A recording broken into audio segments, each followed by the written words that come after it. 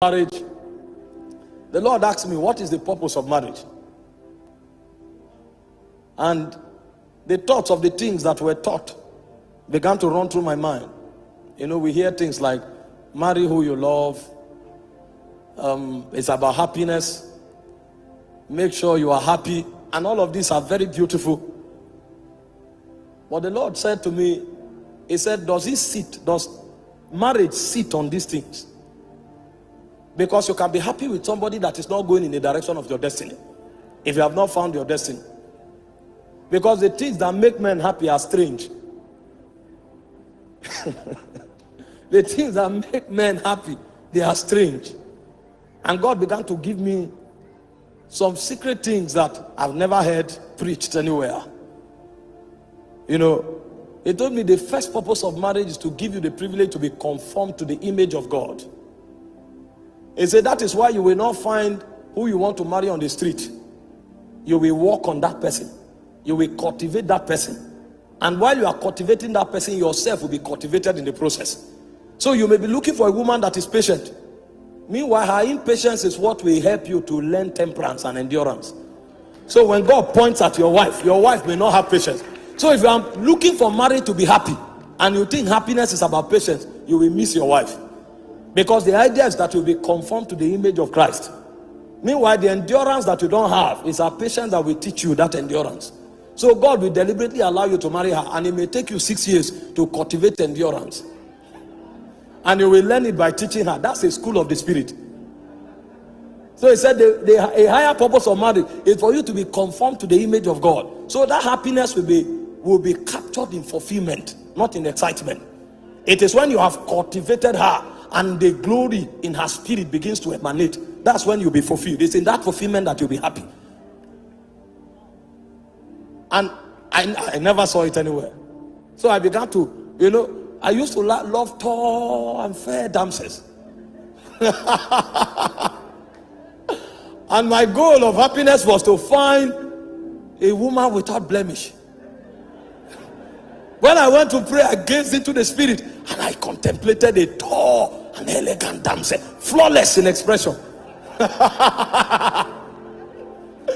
He said, what I'm looking for is for you to be conformed to the image of God. So it changed my paradigm. So when the purpose of a thing is not known, the abuse is inevitable. He told me the second purpose of marriage is to preserve divine heritage. He said the reason you could trace Jesus back to Adam is because God trapped that divine order in a bloodline. So when men hide things, they hide them in a bank. But when God hides things, he hides it in men. So the choices of marriage is to help transfer eternal ordinations from one generation to another.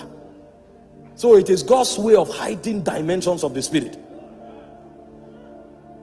So God will prefer you marry someone with a godly heritage than to marry a diva. Because God is trapping an ordination.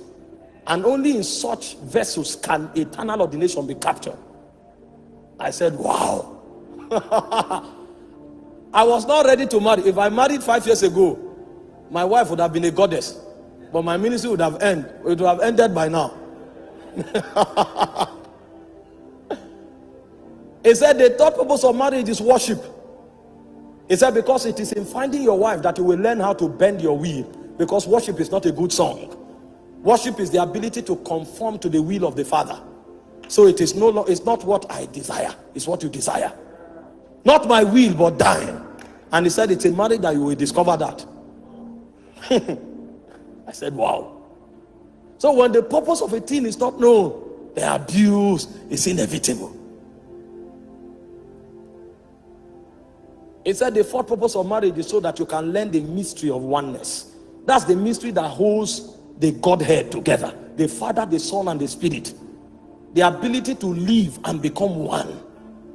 And that was why he said, for the woman, love is submission. And they say, for the man, love is sacrifice. So everything the woman has, she relinquishes it. And it looks as if she's vulnerable. And then everything the man has, it commands the man to lavish it on the woman. So at the end of the day, nobody owns nothing. And as they grow on that corridor, a point comes, the woman is lost in the man and the man is lost in the woman. So the mystery of divinity can be manifested in their home. So when you step into their family become heaven on earth, because God dwells there. You know, when you come on the altar, you can coordinate yourself. You can't do that with your wife. Your wife knows you. So when you are trying to act wise, they will say, this man is a hypocrite. I know. And when you look at the face of the woman, you can tell who that man is.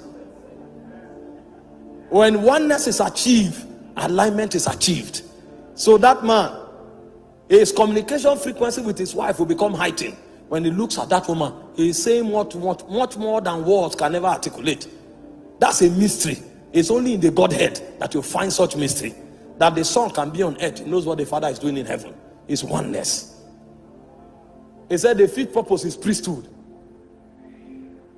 He said, when the purpose of a thing is not known, abuse is inevitable. So when our gathering tonight is to help us understand why we were called. Why we were called. Why God summoned us. And what He brought us to achieve for Him on the face of the earth.